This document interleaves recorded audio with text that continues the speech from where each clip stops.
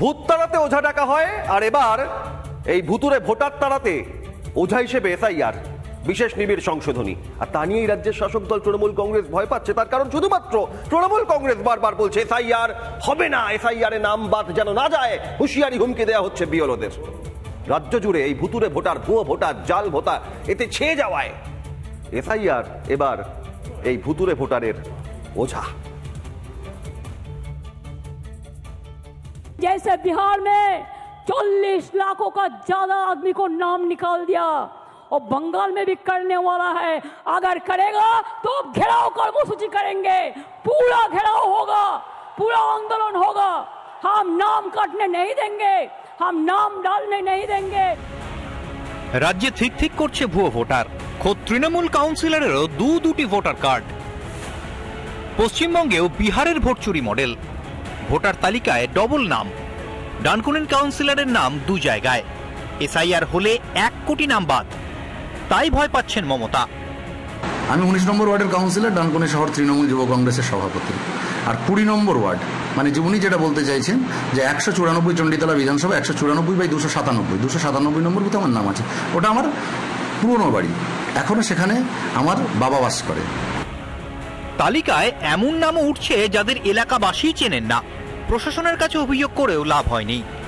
এটা হলো বছর 3 কি 4, তাই এটার জন্য আমি অনেকবার বলেছিলাম বা আমার সুপারভাইজার দাদাকেও বলেছিলাম যে এটা বারবার কেন আসছে, এটা কেন ব্যবস্থা নিচ্ছেন না। উনি বলেছিলেন যে আপনি শিফটেড করে দিন, কিন্তু আমি ওনার কোনো ডকুমেন্টস না পেলে আমি কিভাবে শিফটেড করব।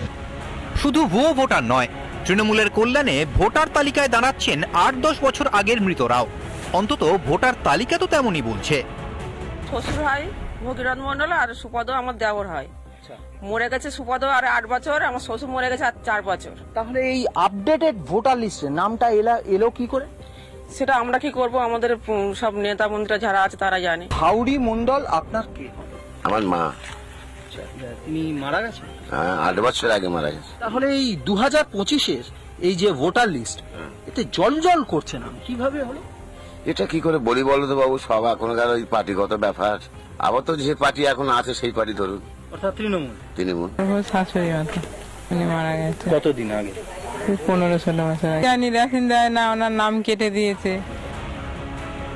রাজ্যের কোনা কোনা থেকে ধরা পড়ছে অনুপ্রবেশকারীরাও। ভোটার তালিকা জুড়ে ভেজাল। আর এই ভুতুরে ভোটে ভরসা করে 26ও ক্ষমতা ধরে রাখতে চাইছেন মমতা। তার খেলা ধরে ফেলেছে নির্বাচন কমিশন, তাই এবার এসআইআর।